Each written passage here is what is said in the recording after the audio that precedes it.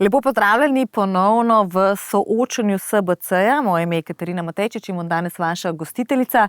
Današnja tema pa mednarodna trgovina in korporacije. Danes sicer v nekoliko okrnjeni zasedbi zaradi težav na cesti in pa terenskega dela, pa zato sem toliko bolj vesela, da danes ženske prevladujemo, kar je dobra novica v tej nekoliko manjši zasedbi. Torej, lepo pozdravljeni, dobrodošli in me veseli, da ste uspeli priti do našega studia. Torej, kot rečeno, mednarodna trgovina in korporacije, da začnemo pri izvozu, uvozu, pa bomo danes začeli seveda pri damah, če sem že poudarila, da smo v večini. V zadnjih 20 letih je slovenski izvoz, kar se tiče blaga, zrasel za 78%, torej odkar smo v EU, storitev 70%. V zadnjem času nam sicer izvoz nekoliko upada, se pa povečuje na trge izven EU. Zadnji podatek statističnega urada, rast na te trge 6,1%, medtem ko na trge EU nekoliko manjši. Torej, vprašanje za obe dami, je dobra ta diverzifikacija, torej da se znamo osredotočiti tudi na trge, ki niso morda najbolj logični, da ni to morda samo vedno Nemčija, Avstrija, Hrvaška in podobno, ampak da se išče tudi trge Indija, Kitajska, Južna Amerika, kaj podobnega, ki nam lahko dajo sploh v času kriz neko sigurnost, ker vedno, kot rečemo radi, bolje je imeti jajca v večjih košarah kot v enem. Torej, je dobra ta diverzifikacija? Lep pozdrav najprej z moje strani. Danes sem prvič pri vas, mislim, da za razliko od nekaterih mojih sogovornikov in zelo vesela, da smo tukaj, kjer lahko govorimo mogoče kot med enakimi, a ne? Sej verjamemo v to ustvarjalnost, v moč podjetništva, v močno gospodarstvo, ki je pravzaprav osnova za vse tisto, kar je dobrega v Evropski uniji, torej mir, socialni sistemi, odporni sistemi, zavarovanja, pokojnin, vse tisto, kar razumemo kot ta evropski način življenja, pravzaprav temelji na močnem gospodarstvu. In dokler bo močno, trdno in odporno, bomo lahko računali na ohranitev podobnega standarda življenja, na katerega smo se navadili. V Novi Sloveniji smo velikokrat označeni kot zaščitniki ali glasniki močnega gospodarstva, vendar moram poudariti, da to ne sme nikoli iti na račun torej teh sistemov in da je treba uravnovesiti oboje, torej tako s podjetniško svobodo, kot tudi kar iz tega izhaja, torej vse tiste garancije za evropski standard, ki jih imamo iz tega. Glede vašega vprašanja, Slovenija je 20 let članica Evropske unije, v tem času smo pridobili nesporno koristi, vendar pa tudi še obstajajo vrzeli. Če pogledamo, da je kupna moč tam, da nas nekatere države, ki so bile prej veliko manj razvite, kot recimo Poljska, dohitevajo, nekatere že celo prehitevajo, da pa se je stopnja tveganja revščine celo nekoliko povečala v zadnjih 20 letih, potem vidimo, da imamo še kaj za storiti. Zdaj, kaj ima to zveze z zunanjo trgovino? Slovenija, seveda kot članica Evropske unije, je vpeta v te tokove, v te gospodarske tokove, v katerih se gibljemo, v katerih poslujemo in radi rečemo, da smo toliko vezani na nemško gospodarstvo, da ko Nemčija kihne, je pri nas prehlata, ne? Seveda ima to dobre in slabe strani. Sama prihajam iz Koroške, tam je 90% industrije kovinsko-predelovalne zelo vezano na nemško avtomobilsko industrijo. Torej se zelo pozna za celotno regijo, če se kaj dobrega ali slabega dogaja. Tako da diverzifikacija vsekakor. Trgovina z državami izven Evropske unije priporočljiva, paziti pa moramo predvsem pri uvozu na standarde, tukaj pa tudi pride potem upoštev harmonizacija in tako naprej. Tako da, kar se tiče uvoza, carin, tarif in tega, smo del Evropske unije, ne smemo pa pozabiti, da je naše gospodarstvo tudi stvar strateškega in političnega premisleka. In tukaj velikokrat pogrešamo, da bi politika, gospodarstvo, diplomacija vsi delali z roko v roki za slovenski interes. Torej, gospa Frelih, na katere trge bi se bilo torej pametno poleg klasičnega, torej regije Adria, kar smo že bili navajeni v času bivše Jugoslavije, pa potem seveda Evropska unija, kaj so še tisti trgi, kjer bi bilo pametno nekoliko več delati na prepoznavnosti, na vpetosti, na gospodarsko-političnih odnosih, na gospodarski diplomaciji in torej si na ta način priskrbeti, da ko je težko, nikoli ni težko povsod po svetu enako. Ne? Vedno obstajajo neki, kot rečemo, vojni dobičkarji ali pa vojni zmagovalci. Razmere so precej drugačne, kljub temu, da živimo v zelo globalnem svetu in se stvari vseeno premikajo v nekem podobnem ritmu. Katarina, zdaj bo tako delovala, kot da bom jaz zdaj nadaljevala debato iz prejšnjega tedna, ko smo govorili o konkurenčnosti evropskega gospodarstva. Mi se seveda strinjamo, da je treba sodelovati z vsemi, kajti v gospodarstvu je najbolj pomembno, da ostanemo pragmatični. Sodelovanje z Evropsko unijo vsekakor, poleg tega recimo, da bi skrajšali te transportne poti, da bi ohranili lokalne proizvode, lokalne produkte, vsekakor sodelovanje z našimi najbližjimi sosedi, z nekdanjimi jugoslovanskimi republikami, kajti z njimi imamo še vedno tesne povezave, nekakšne stare odnose, ki še delujejo. Poleg tega na vzhodu nastaja nova gospodarska skupnost, to je BRICS, države Brazilija, Rusija, Indija in Kitajska, in to je nova smernica, ki se pomika na vzhod, in s temi državami je absolutno potrebno sodelovati, kajti če pogledamo, kaj se dogaja na območju BRICS-a, prihaja do sodelovanja v lokalnih valutah, kot so juan in ruski rubelj, kar bo nekako spodkopavalo dolar. Vprašanje, kako se bo to končalo za evrom. Tako da mi vsekakor mislimo, da se je treba, recimo na področju energetike smo včasih zelo pogosto govorili o diverzifikaciji, zdaj pa smo nekako kar pozabili na področju gospodarstva, da je diverzifikacija prav tako pomembna na področju gospodarstva, kajti če staviš samo na enega konja, lahko zelo hitro pogoriš. In če mi dovoliš, bi nadaljevala še s tem, da kar se tiče trgovanja na področju Evropske unije, tema so tudi korporacije, recimo. Pri stranki Resnica nekako smatramo, da so transnacionalne korporacije nekako sovražnik ljudi in sovražnik lokalnega, nacionalnega gospodarstva, predvsem malih in srednjih podjetij. Zakaj pravim, da so transnacionalne korporacije nekako sovražnik ljudi? Zato, ker zastrupljajo našo zemljo, naše okolje, naše otroke, tudi naše digitalno prostranstvo. Zato, če že trgujemo, potem jaz predlagam, da trgujemo samo z etičnimi korporacijami, kajti mislim, da je treba korporacije imeti vedno pod drobnogledom. Po drugi strani ne bi rekla, da je vse tako črnogledo, kajti recimo, če bi imeli kakšno korporacijo, ki bi imela v Ljubljani taksi službo, jaz danes ne bi imela težav, kako priti do sem, kajti poklicala sem taksi, čakala 15 minut, potem sem dobila sporočilo, da ga ne bo, ker je zaseden, in ni mi preostalo drugega, kot da sem se do vas pripeljala kar s kolesom. To je včasih najboljša pot.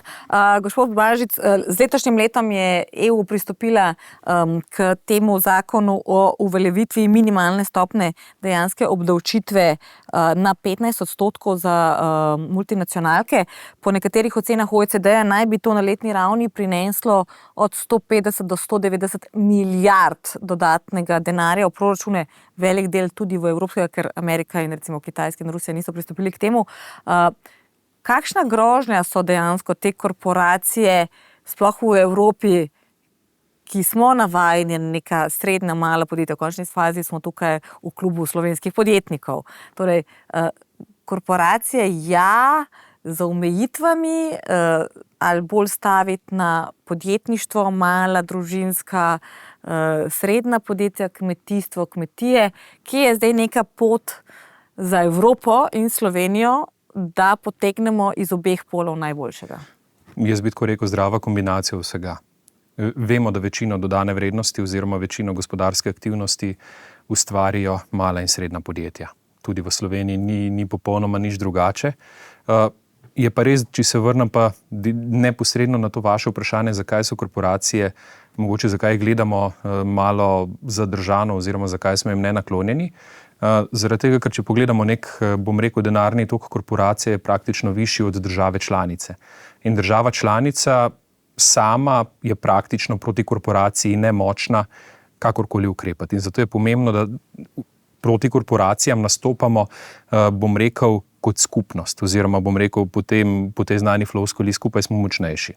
Zdaj, zakaj so korporacije načeloma slabe, oziroma ekonomsko, zgodovinsko gledano, zakaj jih tako dojemamo, je zaradi tega, ker vse težijo k ustvarjanju monopola.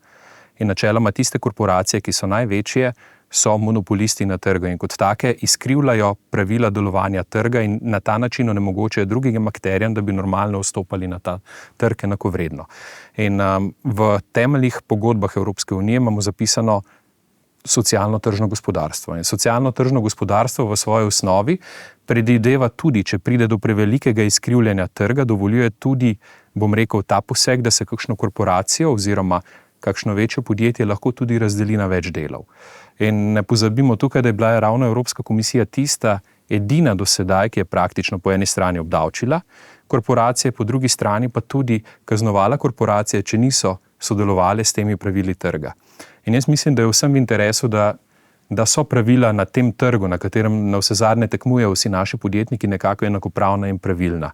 In iz tega je potem lahko pridejo inovacije, lahko pride gospodarska aktivnost, lahko pride vse skupaj. Če se pa zdaj navežem mogoče še na sam uvoz, izvoz, tukaj bi pa rekel, da je treba razumeti zdaj svet v nekako drugačni luči. Sploh post-covid se nam je začelo pospešena izgradnja 2 velikih blokov. Temu pričajo tudi vojne, katerim smo zdaj priča, ampak načeloma imamo ta zahodni, koncentriran okrog Amerike in potem bom rekel, kitajski blok.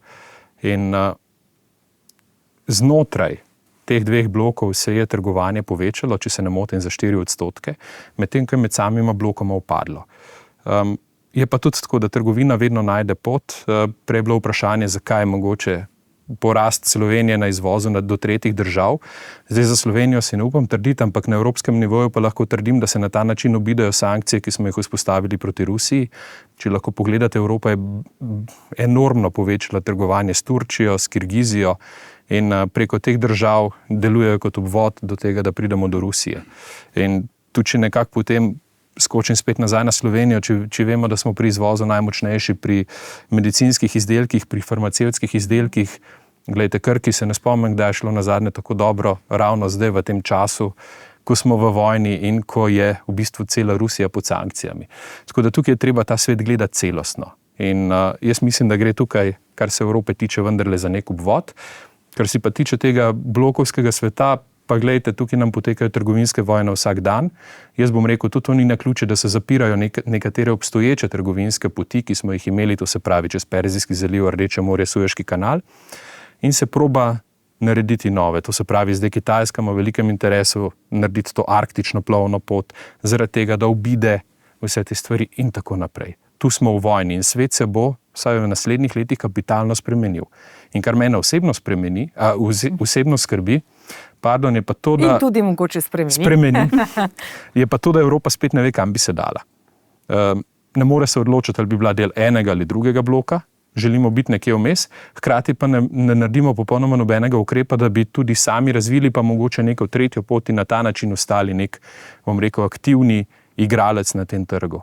Ker gledajte, če se zdaj praktično Amerika ugasne, smo izgubili vse te ladijske poti, po katerih večina blaga pride in tukaj ima Evropa težave za naprej. 2 kratki repliki, zato ker gospod k nam sploh še ni prišel do besede. Tako da, omenili smo Krko, ravno včeraj oziroma prejšnji teden so dali ven podatke, na Ukrajini fenomenalen rezultat, več kot 200% rast.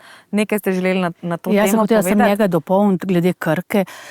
Sreča Krke je, da ima ona podjetja v Rusiji, in potem tam prodaja in se tretira Krko kot rusko podjetje.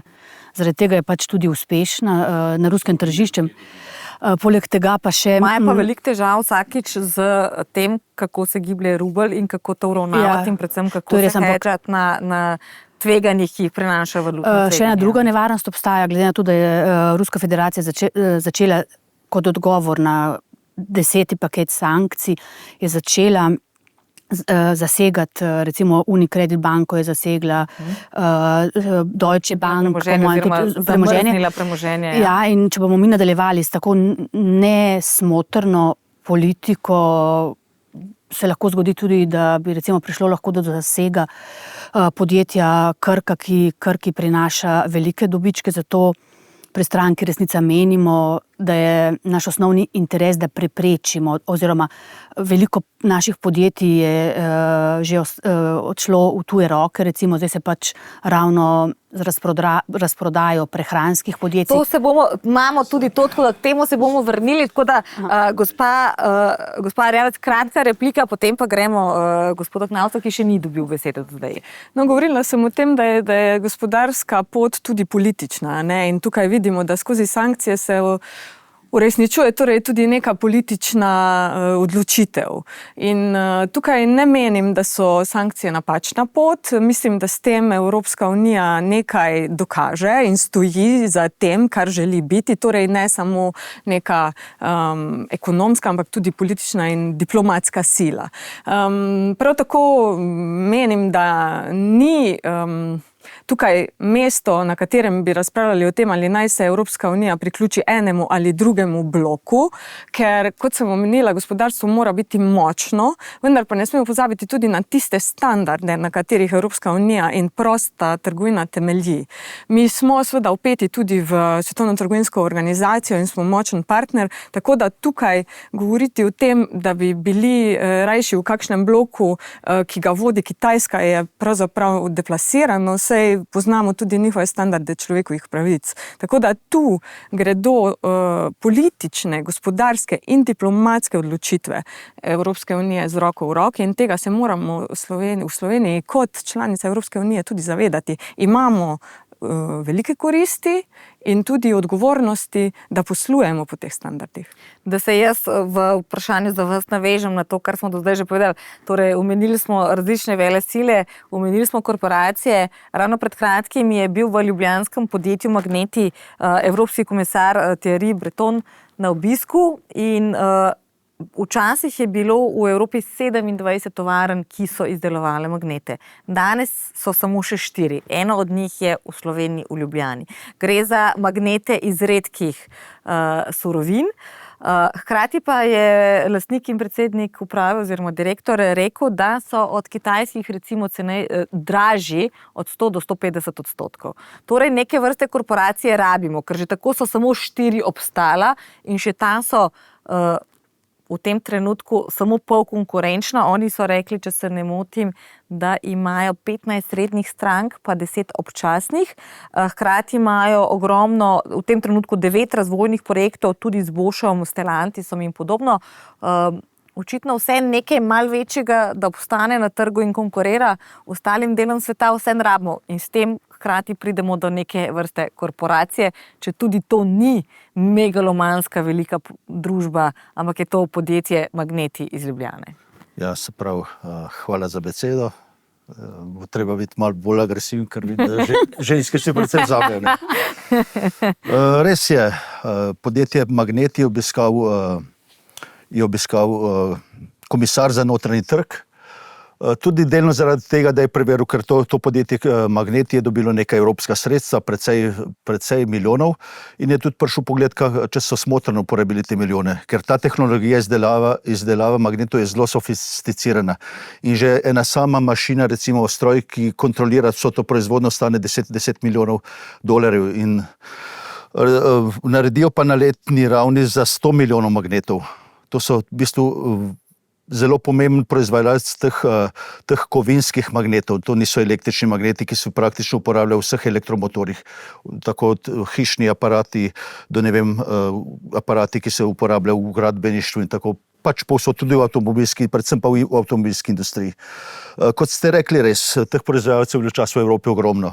Ampak zaradi hude kitajske konkurence so praktično pocepali en za drugim. Tale gospod Albert Erman se pač drži, ker je že dolgo v tem poslu in se ne pusti. Prav včasih je treba tudi skozi trnje iti in malo zobe stisniti in se da ne. Kaj sem hotel, sem že malo pozabil, kaj ste me vprašali. Če torej pomeni, da vendarle neke vrste korporacije rabimo, ker sicer težko obstaneš na trgu ob taki konkurenci. Moraš biti tudi nek masiven igralec na trgu, če boš neko družinsko majhno podjetje s 5 zaposlenimi, te bodo slej kot prej odplavili z tega trga. Torej, res, kot ste rekli, pri izdelavi magnetov se uporabljajo tudi kritične surovine. In pred kratkim je bil v Evropski uniji sprejet akt o kritičnih rudninah, kot bi se temu reklo. Ne. Recimo te kovine so recimo litij. Večino tega, kar nimamo v Evropi. Kobalt, nikel, galij, bor, titan, wolfram, magnezij, pol so še neki bolj eksotični germani, ker pri teh sodobnih zlitinah, da znaš narediti to zlitino, to je kot nek zapleten kuharski recept. Rabiš recimo en ščepec tega, in te redke kovine so izjemno pomembne, da dobiš res neko kvaliteten produkt. Ne. Zato bo treba Kitajska je močno pred nami, ne samo zaradi tega, ker je vlagala v Afriki, recimo Kongo je ima veliko teh redkih kovin, ampak tudi predeluje. Ona ima že tehnologije, da vse to predeluje in praktično drži roko nad 70% teh redkih kovin. Tudi na svojem ozemlju precej kopljajo. Zato v tem aktu o redkih kovinah Evropa želi, da se nekaj doma te rude nakoplje, da se jo predela, pa tudi nekaj reciklira. Recimo. Pri recikliranju smo Evropejci zelo slabi. Recimo vam povem, sem bil enkrat na obisku v Braziliji, tam reveži zbirajo tele pločevinke od pijače, od Coca-Cole in to vse vozijo in eni se oživijo tega. So bili eni turisti iz Brazilije, pri meni so rekli, te pločevinke prav povsod ležijo, nimate nobenega, da bi toli pobiral. Res reciklirali smo slabši od Amerike, pa mogoče tudi od Kitajske. Sem videla, gospe, da ste dvignili roko, ampak da ne bomo danes res pretirano prevladovale ženske. Bomo šli takole, pa bosta s tem hkrati dobila besedo, da gremo k vam. Podobna stvar, kot so recimo magneti, so tudi solarni paneli. Še ena pozitivna zgodba, kot je pozitivna zgodba magnetov, je tudi prejšnji teden sklad Advance Capital je prevzel 60% hrvaškega podjetja Solvis, ki je največji proizvajalec solarnih panelov v jugovzhodni Evropi. Pa vendarle, oni izvažajo Nemčija, Francija, Kanada, Nizozemska, Turčija, Italija, Avstrija, Dubaj, ni da ni. Hkrati tudi oni pravijo, Kitajci so cenejši od nas od 30 do 50%. Kaj tukaj narediti? Se res osredotočiti na trge in morda upati, da bo ostala Evropa in ostali zahodni svet kupoval od tebe in računal na neko morda višjo kakovost, ali morda te kakovosti oziroma nekega tega preskoka Made in EU ni več. Kako sploh uspeti v tem nekem svetu, sploh ker je menda v skladiščih in pristaniščih za megavatne in megavatne ure solarnih panelov, ki so prišli k nam z Kitajske? Glejte, ključne so verige vrednosti in kje se v teh verigah vrednosti nahajaš. Zdaj se bom sposodil tisto anekdoto Miltona Friedmana o svinčniku, ker ga ravno držim. Glejte, ni ga junaka, oziroma jo bom prilagodil za Slovenijo, ni ga junaka, ki bi znal samostojno ta izdelek izdelati v Sloveniji, glede na vse surovine, ki jih potrebujemo. In to pomeni, da so te verige vrednosti izjemno pomembne. In te verige vrednosti so v današnjem globalnem svetu pač tudi en od tistih vzvodov moči, ki jih lahko imaš potem tudi za demokracijo in za vse ostalo naprej. In Evropa tukaj žal zamuja. Mi smo preveč časa stali ob strani in gledali. Kitajska je bila zelo agresivna, sploh v Afriki, sploh pri kopičenju teh kritičnih materialov, proizvodnih sposobnosti in vsega tukaj. Saj, če pogledamo solarne panele, ki ste jih omenili, 90% komponent pride z Kitajske. 95% delov elektromotorjev, ki so v vetrnicah, ki jih tudi štejemo med obnovljiv vir energije, pride tudi z Kitajske, s tem, da Kitajska obvladuje praktično celotno verigo. In tu se moramo vprašati in tu je zdaj seveda to ključno vprašanje, kako predvidevamo v Evropi, da se bo ta svet razvijal naprej. Ali bomo te rešitve iskali v sozvočju z nekom, ki nam je, bom rekel, po kulturi, po demokratični tradiciji bližje, ali z nekom, ki pač uporablja avtoritarne principe in je zaradi tega mnogo bolj učinkovit, oziroma je lahko mnogo bolj učinkovit, ampak seveda niža potem dodano vrednost vsem nam skupaj. In to je tisto ključno vprašanje za naprej. In tukaj mislim, da bi Evropa mogla, pa ne govorimo o kolonializmu, ampak govorim, da bi morala bistveno bolj in resno pristopiti k tudi razvijanju mogoče Afrike, k povezovanju Afrike, k sodelovanju z Afriko, trgovinskim in tako naprej. Vse zadnje je to že Robert Schuman v svojem znamenitem govoru za Evropo predvidel, da je ena izmed naslednjih nalog, ko bo Evropa integrirana, integracija Afrike, ravno zaradi tega, da bo to sodelovanje potekalo normalno in da se bo standard vsem dvignil. Ker zdaj v tem svetu, kjer smo, gledajte, razmere so, tako kot sem prej opisal, vojne, gre se za to, kdo bo bolj učinkovit, kdo bo bolj uspešen, in tisti, ki bo bolj uspešen, bo imel potem na vse zadnje tudi večjo politično moč. In to se nam dogaja. In jaz mislim, da se bomo zbudili v svetu, kjer bo pač politično razmere diktirala Kitajska. Jaz pa nisem najbolj prepričan, da si tega želim. In Evropa, tako kot sem že prej rekel, tukaj zamuja. Ker se mnogo evropskih in ameriških korporacij v bistvu umika iz Afrike tudi zaradi zmanjševanja njihove kupne moči in se ravno kar ta pot obrača, torej dajemo dodatna odprta vrata Kitajcem ali kako. Kaj torej narediti? Hkrati je pa vmes padel v vodo zakon, ki bi dajal tudi Afriki nek finančni vzvod oziroma neke finančna sredstva, s katerimi bi si povrnila vso škodo, ki nastaja zato, ker se izkorišča vire. Se poglejmo, kako to dela Kitajska. Kitajska ima po eni strani finančni vzvod, da lahko kreditira to, po drugi strani gradi pospešeno infrastrukturo.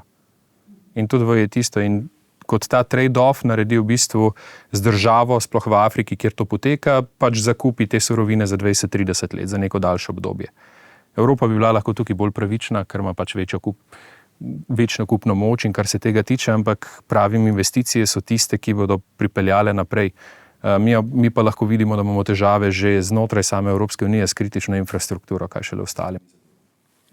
Ja, tu sem dobila kar nekaj dobrih iztočnic. Jaz moram povedati, da sem 15 let delala v institucijah Evropske unije, v Evropski komisiji in Svetu Evropske unije, kjer smo se poblizu ukvarjali z tovrstnimi vprašanji. Kitajska je seveda rastoče gospodarstvo, medtem ko Evropska unija je že zelo razvito gospodarstvo in ima, kot sem že omenila, resnično visoke standarde. In te standarde smo vedno želeli tudi izvažati. Torej, Evropska unija kot najbolj radodaren ali pa največji donator pomoči po svetu je seveda velikokrat to pomoč in tudi pomoč v smislu razvoja podjetništva vezala na spoštovanje človekovih pravic, na spoštovanje enakopravnosti spolov in tako naprej. Če pogledamo akte o izvajanju te pomoči, vidimo, da so resnično v zadnjih 10 letih vezani na različne kriterije in torej lahko za to pomoč kandidirajo samo organizacije ali pa države, ki to spoštujejo. Torej, obstaja neka kauzalnost in tukaj pa Kitajska teh standardov nima in seveda to s pridom izkorišča.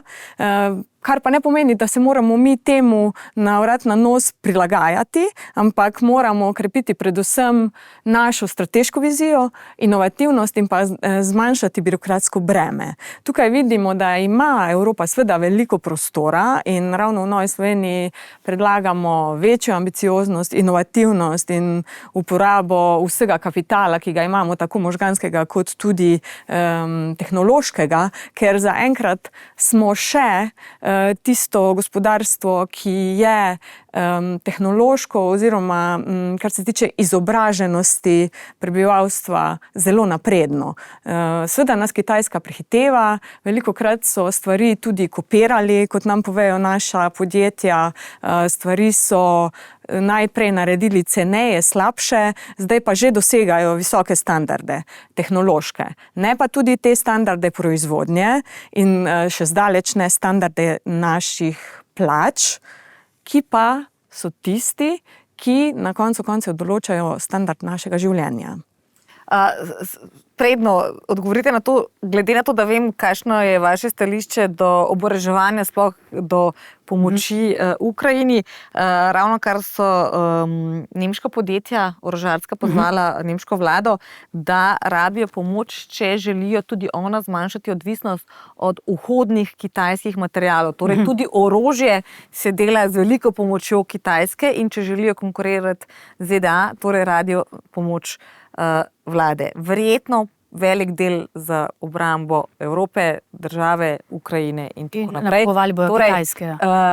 Vaše stališče, glede na to, da vem, kaj si mislite nasplošno o tem orožarskem delu, kaj torej ukiniti orožarsko industrijo, ne dajati Orožarska industrija je predvsem v rokah Združenih držav Amerike, torej karkoli vlagamo v orožarsko industrijo, konča v rokah ameriškega orožarskega lobija, kar je skrajno nemoralno. Zato se mi tudi proti temu zauzemamo in zdaj bi jaz še gospe replicirala, ker ona nastopa z neke moralne superiornosti, Evropa je moralna, spoštuje človekove pravice. In zdaj bom jaz omenila samo en primer, da bo bolj jasno. Zdaj smo imeli zelo banalen primer, Evrovizijo, popevko Evrovizije. In glavni sponzor za popevko Evrovizije je bila korporacija Moroccan Oil, ki trguje z arganovim oljem, ki je pravzaprav maroški. In ker so bili ta Moroccan Oil sponzor Evrovizije, smo pozabili na vse človekove pravice, Izraela nismo odstranili iz evrovizijskega tekmovanja. Glavni sponzor sicer Evrovizije je sicer podjetje v lasti Izraelcev. Sej zato pravim, da Moroccan Oil je v lasti Izraelcev in zato nikakor nismo bojkotirali izraelske izvajalke. Rusi niso smeli nastopati, prav tako Belorusi niso smeli nastopati. Poleg tega, če se še malo ustavim pri tej Evroviziji, včasih je bila to popevka, zdaj je to nek satanski ritual, s katerim so uzakonili neko transspolno agendo. Gospa se zelo zauzema za spoštovanje obeh spolov, mi se tudi zauzemamo za to, ampak smo pa proti transhumanizmu, transspolni agendi. Zmagala je binarna oseba, če se prav spomnim. Tako da to so vrednote Evropske unije, ki nastopa z moralne superiornosti, hkrati pa podpira pobijanje civilistov v Gazi, kajti izraelska pevka je imela pravico nastopati. Še enkrat poudarjam, Rusi in Belorusi te pravice niso imeli, tako da jaz tega moralnega piedestala si ne bi dovolila nastopati, kajti recimo Evrovizija je bila leta 1997, ko je tam nastopila kandidatka na naši listi, Tanja Ribič, je bilo še povsem običajno glasbeno tekmovanje, ki je postalo neko perverzno razkazovanje. Mi podpiramo tradicionalne vrednote in ne dovolimo, da bi Evropska unija nastopala z take pozicije. Tako da Tanja Ribič je na Evroviziji prepevala Zbudi se in jaz mislim, da je skrajni čas, da se zbudimo in Zbudi se dobri duh, nekaj takega. Da preprečimo te škodljive vplive, ki k nam prihajajo tudi pod pretvezo neke evropske skupnosti, evropskih vrednot in človekovih pravic. Seveda. Sem tudi dvignil. Ja. Torej, vi ste bili manj pri besedi, tako da izvolite, da bomo vedno. No, prej sem pri teh magnetih, bom repliciral sam sebi. Pri teh magnetih smo rekli res, da so dražji slovenski magneti, ampak so pa boljši, še vedno boljši kot kitajski. Gospod je govoril o Afriki, da bi tudi evropska podjetja morala investirati v Afriki. Pred kakšne pol leta je bil na obisku misionar Pedro Peka in je rekel, če hočete zajeziti ta migrantski val, je treba ljudem v Afriki da delo. Tja jim pripelje delo. Ne bomo nikdar, tudi če 2 milijona ljudi gremo vsi na mejo, ne bomo hermetično zaprte meje, nikakor ne. Posebno, ko bodo še kakšni Indijci pritisnjeni, ker kmalu bo v Indiji, pa Bangladeš, pa tam prevroče zaživeti, bodo vsi nekam, tu bodo v bistvu tudi okoljski, klimatski begunci. Torej, v Afriko je treba pripeljati delo, ker tudi ti migranti, verjemte, najrajši bi živeli tam, ker so se rodili. Vsak ima neke korenine, neko domotožje, tudi verjame, da tudi migranti imajo neko domotožje. Poznaš jezik, poznaš kulturo, poznaš okolje. Tako. Ne? Vsak, verjemte, ne gredo z lahkim srcem, zapustijo starše in gredo. Pri teh Kitajcih sem tudi pozabil povedati, da oni pogosto prodajo v Evropo z dampinškimi cenami, recimo. Mogoče pokrijejo proizvodno ali pa tudi delavce še slabše, še bolj izkoriščajo, samo da bi še cenejše, recimo njihove baterije so mnogo cenejše kot evropske baterije, tudi te paneli so mnogo cenejši.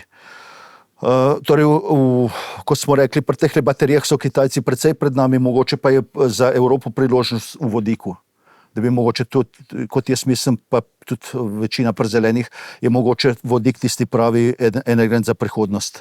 Zdaj zaenkrat je ta tehnologija še mogoče precej draga, te gorivne celice, ne, ampak ko pa bo enkrat, bo pa to dobra stvar. Vprašanje torej za vas, se bomo vrnili. Zdaj smo veliko govorili Kitajska, Evropa, ZDA. Kaj je torej rešitev? Ali subvencije evropskim proizvajalcem ali carine na uvoz, kar je zdaj na nek način napovedala Evropa, kar se tiče Kitajske. Predvsem je Biden napovedal 100 in več odstotne carine na določene izdelke.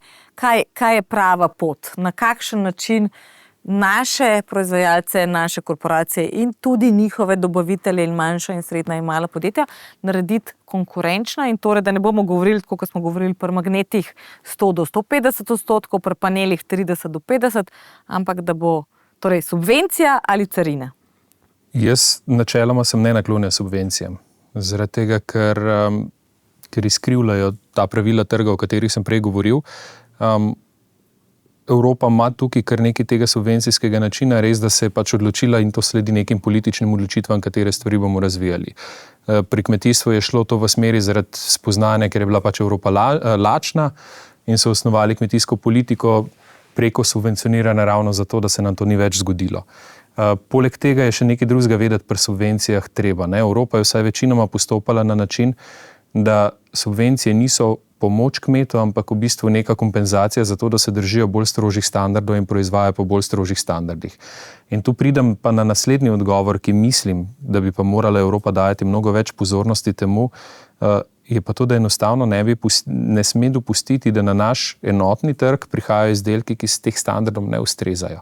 Zaradi tega ravno, ker vlagamo neka sredstva v to, da standarde postavimo, jih držimo, potem se nam pa zgodi nek dumping pod bistveno slabšimi pogoji in tukaj nimamo vpliva, da smo pa še bolj neumni, pa začnemo subvencionirati potem ta dumping. To napovedujem, da se nam bo zgodilo na področju električnih avtomobilov, ker bodo pač evropski izvajalci v roku 20 let nekonkurenčni. Na koncu bomo prišli do tega, da bomo subvencionirali kitajske električne avtomobile, nismo pa za, bom rekel, nevtralno ogličnost tukaj naredili popolnoma ničesar. Zato jaz pravim, tarife do določene mere, tarife za targetirane stvari, predvsem pa, bom rekel, isti pogoji za vse. In tukaj je Evropa tista, in to nam ohranja bom rekel, nek način življenja, kot ga zdaj lahko živimo. In tukaj gre Evropa tudi mogoče s temi prostotrgovinskimi sporazumi o določenih stvareh v napačno smer. Ker se pač odločila, da rabimo litij, zdaj forsiramo sporazum z Južno Ameriko, tukaj pa pustimo vrata odprta ravno na področju kmetijstva, zato da bo lažje uvažati sojo pa pšenico, ki je pa genetsko spremenjena tudi iz Južne Amerike. Ne? In potem smo ga spet nasrkali. Isto se nam je zgodilo zdaj na primeru Ukrajine. Mi smo rekli, Ukrajini damo prostotrgovinsko cono za uvoz prehranskih izdelkov, ampak Ukrajina ne izvaža samo žita in pšenice, ampak skozi ukrajinski trg oziroma ravno preko tega dogovora pride v Evropsko unijo tudi, kitajski med in podobne stvari. In tukaj imamo težave, ker lotimo se stvari na pol in enostavno ne držimo se tistih pravil, ki si jih sami nastavljamo najvišja, vse ostalo, kar je pa tu, je pa pripuščamo noter. Ne? In tukaj lahko seveda potem subvencijsko politiko nagrajujemo naše, da držijo te visoke standarde, ampak po drugi strani moramo pa z neko pametno politiko tudi držati druge, ki se teh standardov ne držijo na relaciji. In to je pač to ključno vprašanje. Seveda se pa mora Evropa odločiti, kaj so te ključne področja, ki jih želi razvijati. Gospa Erjavec, Avtomobilski trg je, oziroma industrija je za Evropo bila od nekdaj izjemnega pomena. V zadnjem času, v zadnjem letu je prišlo k nam na trg ogromno nekih avtomobilov iz Kitajske. Cene tudi okoli 12 000 evrov, medtem ko se evropski proizvajalci še pogovarjali o tem, kako bodo naredili nizkocenovni pod 20 000 evrov avto, tudi Twingo, kjer smo še vedno recimo da v igri. Kako narediti to? Zadnjič sem brala, da recimo Kitajci te iste avtomobile prodajajo po 10 000 evrov ali dolarjev dražje doma, kar pomeni, da jih dejansko z nekim resnim dumpingom k nam vozijo in prodajajo. Torej tudi vprašanje za vas, kaj narediti pri avtomobilistih, tudi slovenski trg je zelo pomemben, vezan na njih, in carine ali subvencije? Tukaj je tako kompleksno, da bom poskusila odgovoriti, no tudi tako malo bolj enostavno, bom pa potem še odgovorila gospe. Električna vozila, najprej prepoved motorjev z notranjim izgorevanjem do 2035 je nerealistična in tukaj vidimo, da je šel ta cilj predaleč. Tako da najprej je treba popraviti to smer tega bezljanja v ukrepe, ki škodujejo evropskemu gospodarstvu. Drugič, Kitajska in proizvodni pogoji tam so neprimerljivi z tem, kar želimo ohraniti mi in kar si zaslužijo tudi evropski delavci, evropski zaposleni, ki, sem že omenila, računajo na ohranitev tega standarda življenja. In to je tudi tisto, kar k nam privablja toliko ljudi, kot ste že omenili. Vendar pa so tarife, kvote, tudi subvencije, če hočete, že dolgo del tega trgovskega modela, tudi svetovnega. In tukaj moramo pač peljati politiko, ki ne bo v škodo našemu gospodarstvu.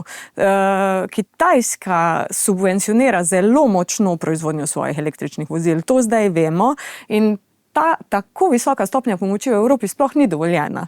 V Evropski uniji je prepovedano subvencionirati določene industrije oziroma industrije kar tako, podjetja kar tako.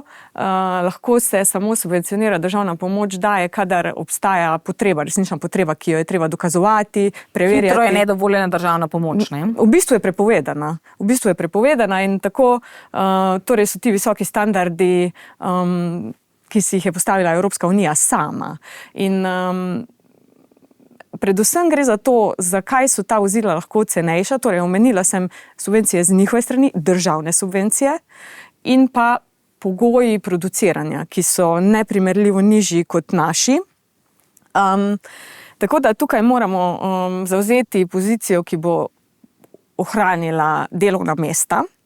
Če to pomeni, da zvišamo te carine za nekaj časa, pa naj to pomeni to, da bomo v tem času prilagodili naše metode dela, da bomo postali še bolj inovativni in tehnološko napredni, da bomo našo delovno silo izobrazili in dodatno kvalificirali, da se bo pač sposobna prilagajati temu hitro spreminjajočemu se trgu, da bomo privabili tuje strokovnjake in investirali v strateško neodvisnost, razvijali tiste panoge, za katere se bomo odločili in v katere želimo investirati. Zdaj bi pa še gospe odgovorila, če mi dovolite. Jaz sem včasih zelo rada gledala Eurovizijo, zdaj pa je že nekaj časa ne več. Ne podpiram pobijanja civilistov v Gazi in vsekakor sem za spoštovanje človekovih pravic. Vseh človekovih pravic. Evropska unija je osnovana na spoštovanju človekovega dostojanstva in to je vnešeno v pogodbah, v preambuli. To je tisto, kar nas dela Evropejce. Zahodna civilizacija je osnovana na teh univerzalnih vrednotah, ki so bile tiste, na katere so se naslonili očetje Evropske unije. Dajmo reči, da je bila Eurovizija zabava, pa bomo tlele se ustavili. Gospod Knavs, vi ste imeli repliko in potem še Blažek. Vsi, recimo, tudi že predhodnica tako Svetovne trgovinske organizacije, se pravi tisti splošni sporazum o carinah in trgovanju, je šla v smeri, da se odpravlja carine, ker carine zmanjšuje konkurenčnost. Recimo, vam bom povedal na enem slikovitem primeru, kako si jaz to razlagam, to razliko med carinami pa subvencijami. Recimo, v naši vasi bomo organizirali neko nogometno tekmo in bomo rekli, ne, prišli bodo lahko samo tekmovalci z naše vasi, ker tisti zunaj so dobri, bomo organizirali, da bo samo, to so carine. Subvencije so pa to, da bomo dovolili vsem, da pridejo na našo nogometno tekmo, ampak bomo naše igralce bolje trenirali, bolje prehranjevali, boljšo opremo in bomo omogočili, to so pa subvencije. Seveda subvencije tudi ne morejo vse smeri, ne smemo pa svoje igralce ponuditi in doping, recimo. Neke subvencije so tudi prepovedane, tako si jaz predstavljam. Ja, kot ste rekli, slovenski avtomobilski rost je bil zelo pomemben, zelo dober pri motorjih z notranjim zgorevanjem. Ker smo na področju baterij slabši, ne smemo zdaj reči, zdaj pa bomo omejevali te baterije, čim dlje moramo z motorji z notranjim zgorevanjem prevažati se. Ne, moramo skočiti tudi v vodo in začeti plavati. Zaenkrat ne bomo še Kitajcev, jer mogoče bomo čez 10-15 let. Mogoče moramo mi zdaj začeti njih kopirati, njihov način življenja, dela. Še en primer vam bom povedal. Moj svak je strokovnjak za tele CNC mašine in je bil pred 20 leti na sejmu v Nemčiji. In je rekel, to je prišel na gruča Kitajcev, vsi s fotoaparati, vse slikali, vse detajle, so prišli tisti organizacije, stop, ne smete slikati, nič hudega. Oni so vzeli svinčnike, papirje, skicirali vse do potankosti. In so nas, zdaj znajo že boljše skoraj mašine narediti, kot Nemci recimo. Mogoče sem dve hitri opombi. Ja. Najdražje so tiste tehnologije, ki jih izbere politika in ne trg. Pač mi moramo ustvariti pogoje, da bodo lahko inovacije prišle do izraza in potem nekako podpreti tiste, ki bodo najdlje prišle oziroma najbolje prišle. Sej to na avtomobilskem trgu se to točno vidi, ne? Kjer se je Evropa pač zdaj odločila za električne avte, drugim tehnologijam se praktično odpovedala, ampak na koncu bo pa plačal največjo ceno za to ravno tisti, ki je najšibkejši. Jaz bi še na nekaj drugega opozoril oziroma dopolnil moj prejšnji odgovor in sicer tarife, ne, oziroma carine. Glejte, dumping že pod sedanjimi pravili Svetovne trgovinske organizacije ni dovoljen. In enostavno se izigrava, ampak neka država bi lahko oziroma neka zveza držav kot je Evropska unija bi lahko regulirala te stvari tudi na ta način, da bi pač začasno uvedla carine za nek tak izdelek, za katerega se ve, da pač funkcionira po dumpingu. Vse to se nam je zgodilo. Ta primer, če se ne motim, sem povedal že prej. Sončne celice v Evropski uniji, imeli smo dve veliki firmi v Nemčiji, ki sta sforsirali najprej v nemško zakonodajo, potem v evropsko zakonodajo to usmeritev, ker sta mislili, da bosta pač lahko igrali monopolnega igralca na trgu. Se je zgodil kitajski dumping, so prevzeli in je trg popolnoma praktično kitajski, s tem, da ga subvencioniramo seveda z evropskimi subvencijami. Isto se nam bo zgodilo na področju avtomobilov. Zdajšnja kapaciteta proizvodnje kitajskih avtomobilov stoji nekje na 43 milijonih, Kitajci jih proizvajajo 12. Kaj mislite, da se bo zgodilo, ko bo politika... Ko bodo prišli na polno pri nas, ne? Bomo spet subvencionirali druge. Jaz bi samo rekla, da se mi pač pogovarjamo predvsem o detajlih, tarifah, carinah, ne pogovarjamo pa se o tistem slonu v trgovini s porcelanom in to je lobiranje, ki je ful velik problem v Evropski uniji. Zaradi lobiranja se sprejemajo predpisi, ki so naklonjeni določenim podjetjem, določenim niso. Če gledamo, je Bruselj po Washingtonu druga prestolnica na svetu po količini lobiranja in zaradi lobiranja se v Evropski uniji porabi kar 1,5 milijarde evrov. Tako da jaz mislim, da to lobiranje je največji problem Evropske unije in zdaj bi rada še enkrat opomnila, da ne želim, da bi o Evropski uniji govorili z nekakšnega piedestala kot neki moralni sili, ki trguje samo na moralnih principih. Rada bi pokazala primer recimo Kitajske in Rusije, ki ustvarjata multipolarni svet. In ena prvih stvari, ko oni pridejo v Afriko, kaj naredijo? Odpišejo dolgove.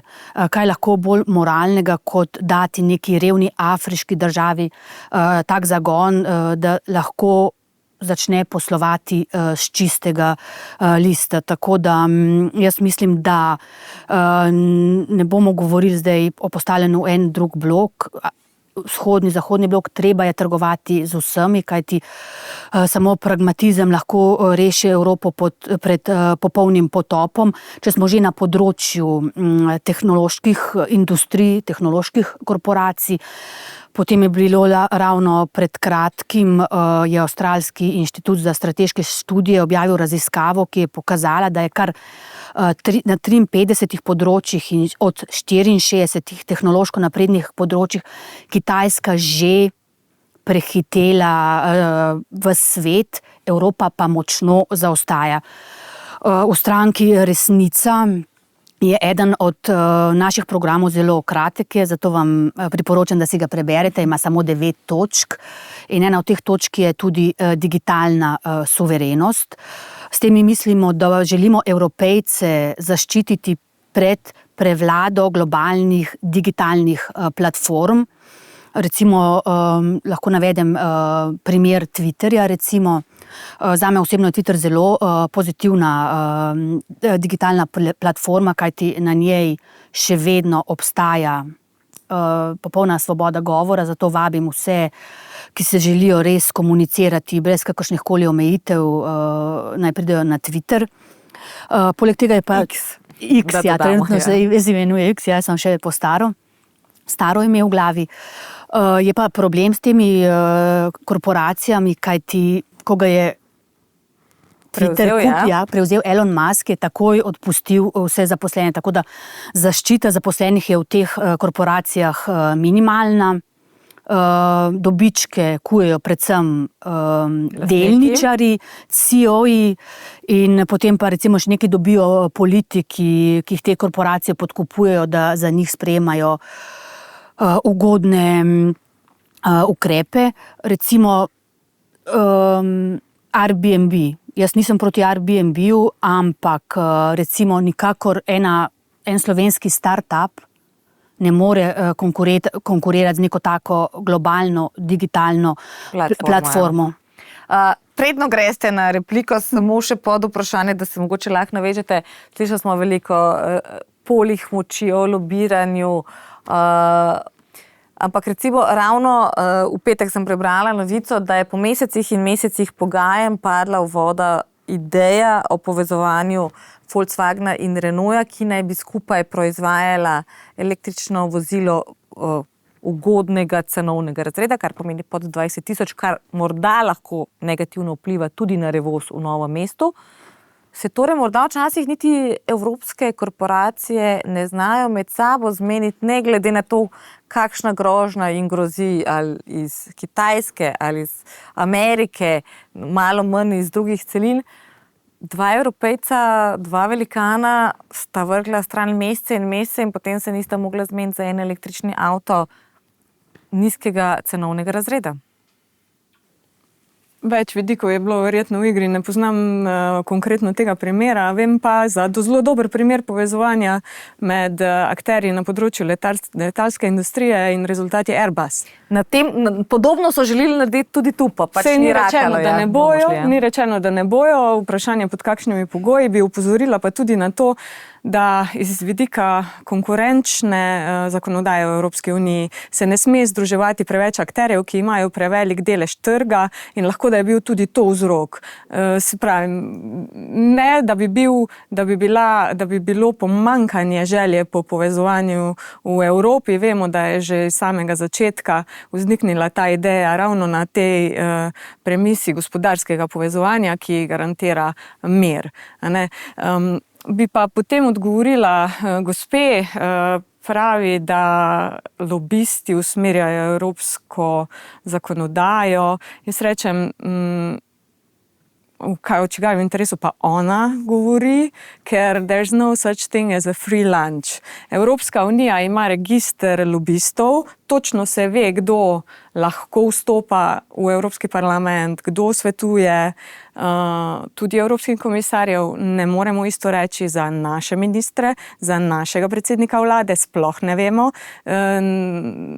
Stvari so zavite v tančico skrivnosti. Jaz veliko raje vidim, to sem že sama tudi osebno preverjala na spletnih straneh komisije, kdo svetuje komisarjem, kdo je med svetovalci za določeno področje, kar se tiče predlogov komisije, kdo je na listi tudi nevladnih organizacij in bi bili presenečeni, da bi tam našli tudi slovenske organizacije, kot je PIC, Mirovni inštitut, Humanotera in tako naprej, za katere marsikdo ne bi mislil ali jih označil za lobiste. So pa med tistimi, ki so se prijavili, kot tudi vsi ostali, in bili odobreni, da lahko vplivajo na zakonodajo. In tudi najdemo podatke, na katere pobude so vplivali. Tako da tukaj mislim, da je stopnja preglednosti visoka, da je redko kje, tudi v državah, ki jih je gospa navedla, da je redko kje primerljiva in ne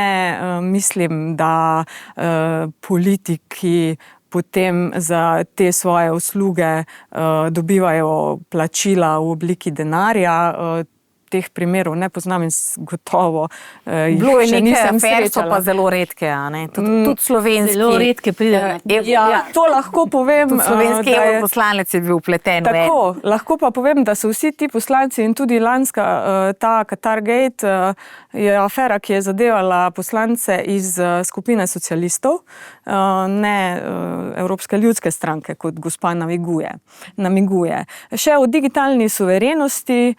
Evropska unija je med prvimi, ki je resnično sprejela v preteklih nekaj letih veliko zakonskih aktov iz tega področja, tudi glede preglednosti teh velikih digitalnih platform, kako morajo poročati o svojih aktivnostih, o svojih obiskovalcih, o svojih sledilcih. Nenazadnje je tudi ta GDPR uredba primer tako visokih standardov, kot jih nikjer na svetu nimajo. Jaz ne govorim, da je s tem vse storjeno, tudi ta davek na torej obdavčitev 15%, to je sicer v okviru globalnega dogovora, ampak smo na poti, ko te visoke standarde ohranjamo tudi na teh področjih, ki so bila doslej neregulirana. Gospod Knaus. Ja, v bistvu samo temle razvoj skupnega avtomobila pod 20 000, ali bi se to imenoval Twingo ali kakorkoli že. Res je, so se pri Volkswagenu in Renault so se več mesecev dogovarjali, kako bi to naredili, kako so že neke, ker razvoj vsakega avtomobila, posebej pa nekega novega električnega, ker bi bilo treba močno oklestiti cene, je težka zadeva, to ne more neko podjetje samo, to ne more neko. In so se dogovarjali in je res pred parmi dnevi prišla novica, da je vse skupaj padlo v vodo, kakor so rekli, za javnost je pa padlo zaradi enega bizarnega razloga. Renault si je želel, da bi ta avtomobil na koncu proizvajali v neki Renaultovi tovarni, mogoče v Novem mestu. Volkswagen si pa želel, da bi ta avtomobil proizvajali v neki Volkswagenovi tovarni in so se na tej točki skregali. Ne vem, kako bi drugače rekel. Je pa recimo v odnosu do Kitajcev preveč demokracije, preveč konkurence ni dobro. Recimo. Na Kitajskem imajo še vedno neko plansko gospodarstvo. Centralni komitel, ne vem, kako je včasih mogoče v Jugoslaviji, določi, ti boš proizvajal to, ti boš proizvajal to, ti boš proizvajal to. Na Kitajskem je, da bi se dogovorili, bi rekel, ne vem, predsednik, rekel, tle boste proizvajali, ni debate, ni pritožbe. Recimo, vam bom povedal še prej, ko smo govorili o orožarskem oboroževanju v Evropi. Recimo vžigalnike za granate naj bi trenutno razvija pet podjetij v Evropi. To ni potrebno. Recimo 2 podjetji mogoče pa naj se združita, pa naredite neke dobre vžigalnice, ne pa da se troši velike količine denarja, da 5 podjetij različne vžigalnike. Dosti, da bo eden dobro, pa da bo deloval. To sem hodil povedati. No. Pod vprašanje torej za vas. Nas torej lahko skrbi za Revoz zdaj, ko se po mesecih in mesecih niso odločili za skupno vozilo, sicer zdaj pravijo, da bojo razvijali vsak svojega, pa vendarle je lahko za Novo mesto, je lahko za Revoz to slabo? Ali? Mogoče bo to malo počasnilo, čeprav v Renaultu vseeno pravi, da bodo leta 26, da bodo začeli proizvajati to. Ja, ta novi Twingo, ki naj bi ga tudi v Novo mesto, kar je zelo dobro za Novo mesto, za Slovenijo. Se bodo pa menda povezovali z Nissanom pa Mitsubishi, ker že do sedaj so že sodelovali. Je pa recimo Volkswagen tudi pri kakšnih električnih vozilih višjega cenovnega razreda, tudi s Kitajci nekaj sodeluje, ker s Kitajci bo treba nekaj sodelovati. Ne. Nekaj, če bomo mi recimo dovolili, da oni prodajo, bodo pa tudi oni svoj trg, ker tudi mi imamo neke interese, da bi recimo na Kitajsko, v Indiji, ker to je tudi ekonomija obsegane. Nekdo, ki se specializira za nek produkt, teži k temu, da bo ogromne količine. Ne. tudi cena na produkt se zmanjša, če ogromne količine proizvajaš in to so ogromni trgi, Kitajska, Indija, tako naprej.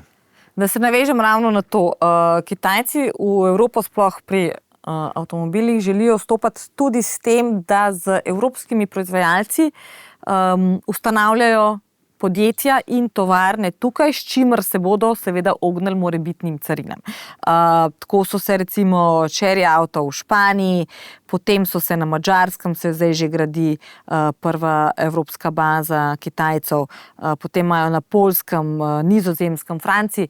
Je to nekaj, kar bi bilo za Evropo dobro, da dovoli in na nek način mogoče njihovo znanje, njihovo tehnologijo dobimo sem, jih povežemo z evropskimi proizvajalci in prej so evropska podjetja hodila tja, pa bila v manjšinskem deležu.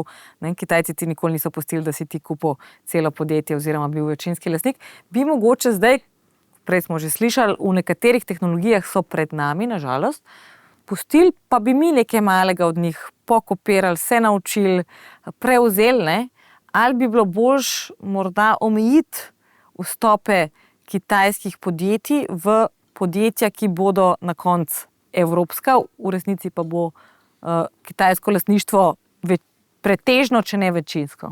No, jaz bi tako rekel, ne bi bil rad hipokrit, ampak če smo prej omenili Krko, točno to dela Krka v Rusiji, z 2 tovarnama. Jaz bi tako mogoče rekel, zdi se mi, da je bil prvi SAP, oziroma da je bil med prvimi SAP, ki je prišel v kitajsko last s temi električnimi avtomobili in tako naprej. Ampak jaz sem vseeno malo skeptičen, oziroma bi tukaj vključil, bom rekel, ta previdnostni pristop. Še zmeraj mislim, da je Evropa tista, ki po inovacijah in sami inovativnosti prednjači, oziroma smo tukaj kar zelo visoko v svetu. Tudi kar se kitajskih tehnologij tiče.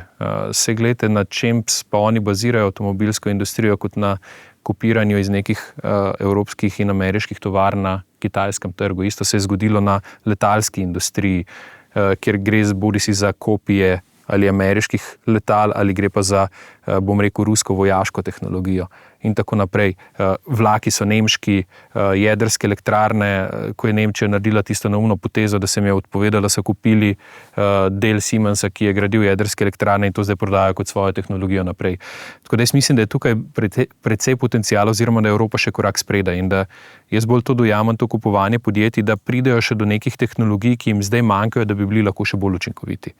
In tukaj bi morala Evropa ravnati bolj preventivno in se upreti na te dobre primere prakse, ki smo jih imeli. Tako kot je bilo prej rečeno, ne rabimo 5 različnih vžigalnikov, pri vojski je isto, ne rabimo 17 glavnih tankov, če imajo Američani enega, ampak bi te stvari lahko malo bolj sistematizirali in optimizirali. In točno to je nek primer, ki se je na Airbusu zgodil. Mislim, da tukaj pri tehnologiji bi se lahko pogovarjali tudi o energetskih podjetjih. Zdaj, če se ne motim, je v razvoju več kot 160 različnih tipov malih modularnih jedrskih reaktorjev. In s tem združevanjem bi lahko ustali korak spredaj. In samo inovacije so tiste, ki nas bodo pripeljale naprej. Jaz se bojim, da je temu tako.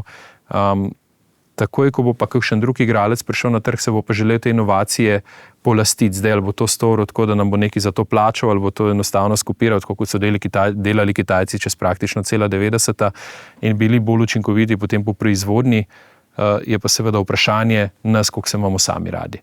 Pa še mogoče čist komentar na tisto Afriko, pa odpis dolgov. Glejte, jaz si ne želim, da mi recimo Rusija odpiše dolgove, potem pa celoten varnostni aparat v državi prevzame recimo grupa Wagner.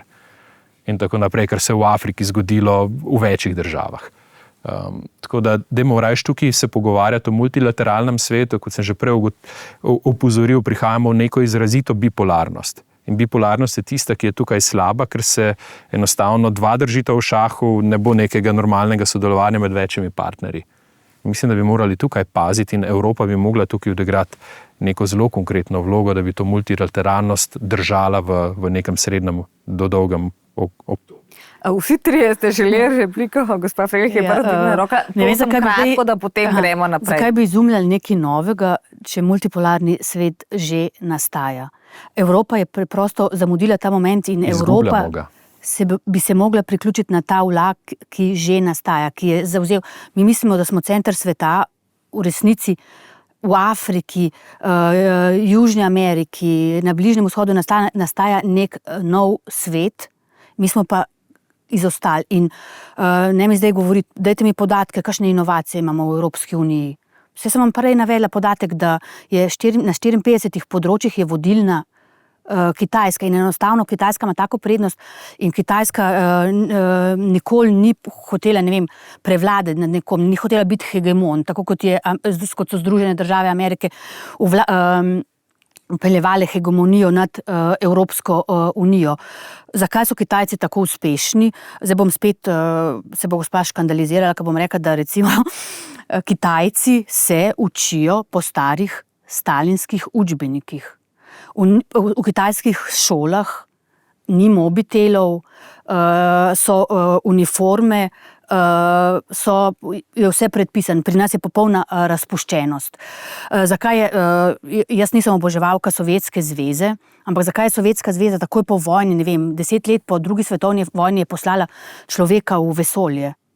Zato, ker so bili efektivni, ker so bili organizirani in ker so imeli organiziran izobraževalni sistem. Pa ljudje v Gulagu, ko so jim razvili vesoljsko tehnologijo. Govorimo, mogoče lahko Končajmo samo eno hitro repliko. Zelo hitro. Vseeno moram podati, glejte, vlaganja v razvoj Kitajske nas je tukaj Evropa prehitela, se strinjam, ampak jaz govorim v svetu, kakršen bo v Evropi čez 20 let.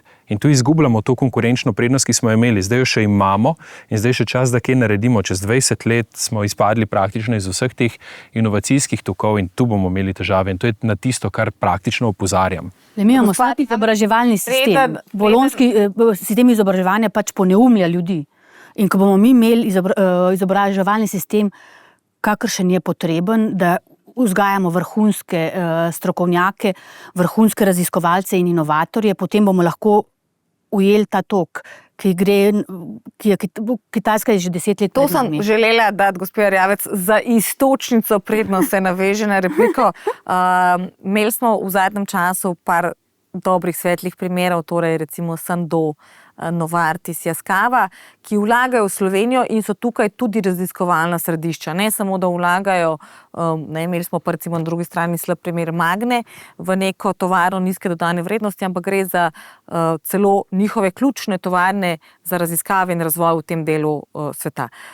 Kako privabiti še več tega, ker v končni fazi, prej smo že rekli, Slovenija je podjetniško naravnana, zaradi njih živi mnogo dobrih slovenskih podjetij. Sploh kar se tiče farmacije, biokemije in podobno, Labena, Klingrad, Sibo in podobne, ki so vezane na ta sektor in tudi v končni fazi imamo ekstremno veliko dobrih strokovnjakov, ki se osredotočajo na ta sektor, ravno zato, ker vejo, da bodo tukaj dobili službo, da imajo možnosti za razvoj, če ne v Sloveniji pa recimo tudi znotraj grupacije, v kateri delajo. Torej, kako to privabiti in hkrati skrbeti za inovativnost tudi v Sloveniji, pa mogoče ne po vzoru starih učbenikov. Tudi jaz obsojam gulage, da ne bo pomote.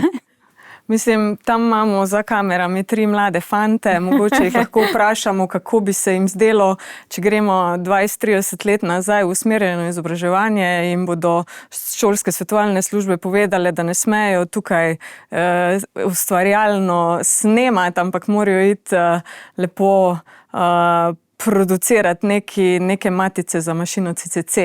Mislim, o tem govorimo in to je tista realnost, ki jo je gospa pravkar izpostavila kot učinkovit model izobraževanja, ali pa dejstvo, da Kitajska nikogar si ne podreja, mogoče bi ljudje na Tajvanu mogoče imeli drugo mnenje. To samo za intermezzo. Kar pa se tiče izobraževalnega sistema, jaz velikokrat v svojih prispevkih na spletni strani in javnosti poudarjam, da je treba slovensko izobraževanje prevetriti. Veliko preveč je faktografskega ponavljanja, veliko preveč je podatkov, ki si jih morajo učenci, dijaki, tudi študenti še vedno zapomniti. To je slovenski izobraževalni model. Evropski izobraževalni model je nekaj drugega, je osnovan na kompetencah, ki smo jih nekritično, kot marsikaj drugega, včasih preveč nekritično in ne z resničnim premislekom prenesli tudi na naše modele. Torej, povezovanje, analitično mišljenje, sinteza, analiza, tudi kritičnost, umetnost najti podatke in iz njih sproducirati nekaj novega. To so tiste kompetence, ki bi jih morali imeti naši mladi. Ne pa to, da se jim nalaga vedno nove obveznosti in vedno nove podatke, ki jih morajo poznati, zatira pa se resnična ustvarjalnost. Tako da za izobraževalni sistem vsekakor menim, da bi ga bilo treba prevetriti in tudi, da pobude, ki so v tej smeri, niso dovolj ambiciozne, niso tisto, kar nas bo prineslo med bolj inovativna gospodarstva. To je po eni strani problem Slovenije, pa ne samo Slovenije, ni pa problem celotne Evrope, če pomislimo na Finsko recimo, kjer se otroci učijo na drugačen način, ali pa tudi na neke modele izobraževanja, ki jih poznamo tudi v Sloveniji, pa niso ti državni modeli. Pa vendarle je Scava Sando Novartis. Ja. Slovenija je imela visoko izobraženo delovno silo primerljivo že pred vstopom v Evropsko unijo. Potem smo ta delež še povečali in to so tisti strokovnjaki, na katere lahko računajo tuja podjetja, ko se odločijo za investicijo. Nažalost jih je premalo, po mojem mnenju, tako strokovnjakov kot teh podjetij, kar je rezultat pomanjkanja strateške vizije Slovenije. Če bi mi vedeli, v katere veje resnično želimo vlagati, potem bi se usmerili v izobraževanje v teh panogah, privabili tuje strokovnjake z morebiti davčnimi spodbudami ali drugačnimi ugodnostmi, digitalne nomade, davčnim rezidencom in tako naprej, ter podpirali podjetja in njihove naložbe na teh strateških panogah. Gospod Knaus, torej, ali želimo imeti te korporacije pri nas? Zbrala sem par statističnih podatkov, ki sem jih že zadnjič povedala, in sicer 4% vseh podjetij v Sloveniji je v tuji lasti, hkrati ustvarjajo 27% dodane vrednosti, vlaga 33% vseh prihodkov, imajo daleč najvišje plače in med 10 podjetji z najvišjimi plačami v Sloveniji je 9 tujih, samo ena je, to je kontrola zračnega prometa, je na 8. mestu. Ravno danes so Finance objavile nov seznam 100 podjetij z najvišjimi plačami. Na prvem mestu sta 2 iz IT-ja in več kot 10 000 evrov bruto na mesec, pri čemer nimajo zaposlenih manj kot 10 ljudi, ampak imajo nekaj čez 30, eni nekaj čez 60. Je torej pametno privabljati take vrste tujih lastnikov, da nam dodajo znanje, skrbijo za raziskave in razvoj in hkrati ustvarjajo dobra delovna mesta z visoko dodano vrednostjo in seveda s tem povečujejo tudi produktivnost? No, zdaj smo mogoče preveč imeli Kitajce na tapeti. Saj Kitajci tudi niso neki slabi, a priori slabi ljudi. Recimo v Gorenju, v slovenski največji izvoznik je Gorenje. Menda tudi pod Kitajci dobro delajo, ne? Ker je največji, potem sta pa oba farmacevta. To sem hotel povedati, recimo, ker je gospod rekel, da naši farmacevtska podjetja isto delajo v Rusiji, kakor delajo Kitajci v Evropi. Problem je recimo, da Kitajci, ko dobijo neko prevzame podjetje, dobijo tako imenovan know-how. Recimo, vem, ko se je gradila vesoljska postaja Alfa, so vsi nasprotniki iz hladne vojne sodelovali, Rusi, Američani, kdor je pač hotel, Kitajcev pa niso pustili, ker so vedeli, da v vesolju se da delati neke raziskave in niso pustili Kitajcev zdravo. Tako se je morala Kitajska zdaj pozneje sama neko vesoljsko postajo. Vidite, s prevzemom, menda so v zadnjih letih Kitajci prevzeli 400 evropskih podjetij, pa niso to neka obrobna podjetja, to so podjetja, ki so gradila svoj know-how v bistvu stoletja. In s tem Kitajci prijedo do naše tehnologije, mi jim jo na pladnju. Recimo za neko leto, ali bo to 16-17, sem prebral, da so za prevzeme namenili 170 milijard na letni ravni. To je ogromno. Imajo denar, ker zalagajo s proizvodi cel svet in imajo denar in si to lahko privoščijo. Ja, dosti dobrih podjetij, recimo moja mama je delala v Saturnusu, zdaj ta Saturnus, v bistvu neka družina, nemška družina prevzela, zdaj se imenuje Hela in to je lepa zgodba. Zakaj ne bi pustili? So konkurenčni, tudi ta podjetja, ki ste jih vi omenili, moramo pustiti. Seveda, imamo tudi ogromno SP-jev, moramo tudi te ljudi, zdaj v času COVID-a se je pokazalo, koliko imamo sploh raznih SP-jev, koliko družin živi od teh malih podjetij, ampak moramo pa tudi neka močna podjetja, neke paradne konje, kot se včasih reče. Da tudi jaz vam dodam vsebinski del k vaši repliki. Prej smo že nekako se dotaknili ravno podatki zadnjih parih tednov, Panvita, Celjske mesnine, oboji nove solastnike, oboji Hrvati, že zadnji smo rekli, Panvita je slovensko-hrvaška družina, tako da recimo lahko rečemo, da je tudi ostala tako rekoč v Sloveniji, zemlja je še vedno v lasti države. Zakaj taki negativni odzivi, zakaj toliko strahu, v čem je težava? Zato, ker ne znamo določiti svojih interesov. Glejte, če se vrnem na prejšnje vprašanje, pa potem odgovorim na Panvito. Jaz bi si želel gospodarskega stimulativnega okolja, ki bi našim podjetnikom omogočili, da bi lahko zrasli v velika podjetja, tudi korporacije, če temu tako želite. Pa se nam dogaja to, da naša podjetja zrastejo do nekega nivoja, potem jih pa prodamo bolj ali manj tujcem. In to je nek vzorec, ki ga imamo. Praktično tistega resnega preboja na neko globalno sfero pa še nismo doživeli. Ne? In tukaj je pač, bom rekel, so davčne politike države, so spodbude politike države in je miselnost države, ki je v Sloveniji izrazito taka, da smo egalitarni do te mere, da tisto malo ven štrliga je treba porezati in obdavčiti še dvakrat bolj, so tiste, ki ne spodbujajo stimulativnega okolja. In isto se nam dogaja tukaj pri, bom rekel, predelovalni industriji, vsaj kar se hrane tiče. Glejte, če bi Slovenija vedela, recimo, da je naš interes tudi neka samooskrba s hrano, bi pač vedela, da potrebujemo nekako v rokah imeti celo verigo, če želimo biti igralec na tem trgu, ne samo v Sloveniji, ampak tudi širše. In kaj se nam bo zdaj pri hrani zgodilo, in to si upam napovedati, da se bo to zgodilo že zdaj v kratkem, je to, da bomo postopali pri hrani isto kot pri lesu. Mi bomo proizvali dobro surovino, najboljšo surovino, ampak bomo surovino prodajali, ne vem, Avstrijcem, Italijanom ali pa na tuje, zato da bomo potem v naslednjem koraku od njih kupovali končni izdelek z višjo dodano vrednostjo in ga dražje plačevali nazaj. Čeprav imamo vse danosti in vse zmožnosti za to. In pri Panviti se določene stvari govorijo ravno o tem. Gre za v bistvu finančno injekcijo, obstoječi lastniki oboji, tudi gospod Krivec v Celjskih mesninah in družina Polenč ostajajo noter. To zdaj očitno niso bili dovolj finančno močni, da bi sami rasli, se razvijali in širili na druge trge.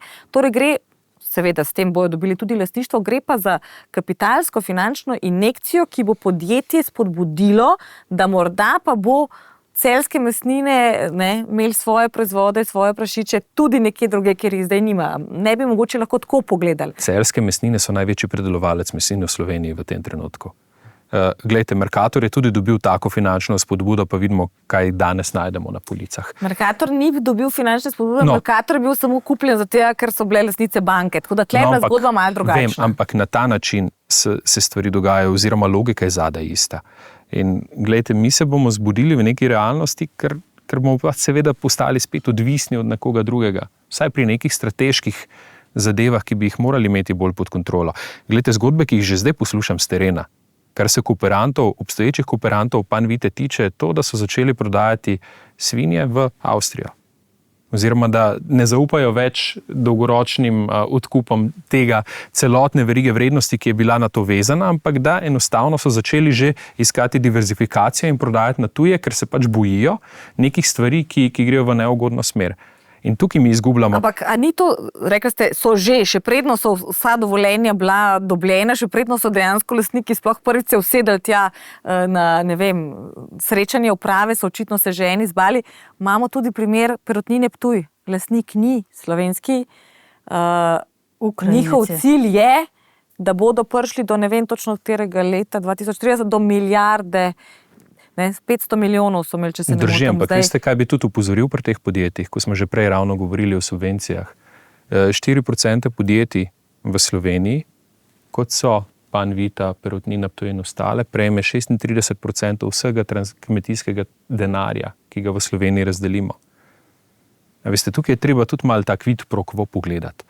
In kaj me je pa najbolj zmotilo pri Panviti je pa to, da se je v bistvu s prodajo čakalo do trenutka, ko se je podpisala nova dolgoročna pogodba za najem slovenske zemlje in potem se je prišla objava ven, da se prodaja zadeva čez 2 dni. Ampak mi ne vemo, kaj bo tukaj ta nov lastnik počel, ne?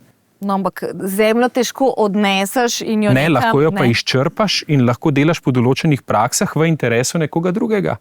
Verjetno je v pogodbi. Zdaj mi povejte, zakaj bi recimo ukrajinski lastnik Perutnine Ptuj, za katerega vemo, da ima Ukrajina na zalogi vsaj 2 leti zaloge pšenice pa koruze, zakaj bi na najboljši zemlji, ki ravno omogoča gojenje pšenice, gojil koruzo ali pa pšenico naprej. Ne, gojil bo tisto, kar bo prineslo najvišjo dodano vrednost, zato da bo lahko svoje izdelke vozil noter, to nas bo pa naredilo prehransko zelo odvisno od drugih držav. In napovedujem, da se bo isto zgodilo na primeru Panvite. No, ampak ravno Perutnina Ptuj velik del krmil recimo kupuje od svoje hčerinske družbe PP Agro, ki ima svoje zemljišča v Sloveniji in dela podjetje zelo dobro, če štejemo lansko leto, naredila je pa zadnjo investicijo poplave. Največjo, ker pač se mi nismo mogli zmeniti v Sloveniji, na Hrvaškem. Ja. Pomen strateškega upravljanja, ne, tudi z industrijo, ne govorim samo o državnih podjetjih, ampak o tem, da Slovenija pač od svoje osamosvojitve dalje ni imela dejansko strateške vizije, kaj želimo biti. In tukaj je potem prišla zgodba tudi tranzicije, ko se je pač delalo bolj v osebnem interesu, kot pa v nacionalnem interesu in posledice še vedno čutimo. Odgovorno upravljanje podjetij je drugačno kot to, kar mi velikokrat vidimo in kot to, kar mi velikokrat poznamo ali razumemo pod upravljanje podjetij, podjetništvo. Družbena odgovornost podjetij je tudi en element, ki je vedno bolj pomemben in ki je že predmet tudi določene regulative na evropski ravni. Tako da tukaj zdaj s prstom kazati na vsa podjetja je pretirano in ni na mestu. Treba pa je pokazati na tista podjetja, ki ne spoštujejo standardov, tako delovno-pravne zakonodaje kot prehranske varnosti, predvsem pa pokazati na politiko, ki je velikokrat tudi v službi bolj kratkoročnih interesov in to lahko še vedno spremljamo na vsakodnevni ravni. Pozablja se tudi na mala in srednja podjetja, ki so velikokrat odvisna od večjih podjetij in tukaj sem že na začetku omenila pač primer Koroške, kjer je velik delež industrije vezan na eno panogo. Zdaj ta kovinsko-predelovalna industrija je preživela predvsem po zaslugi inovativnosti teh malih podjetij.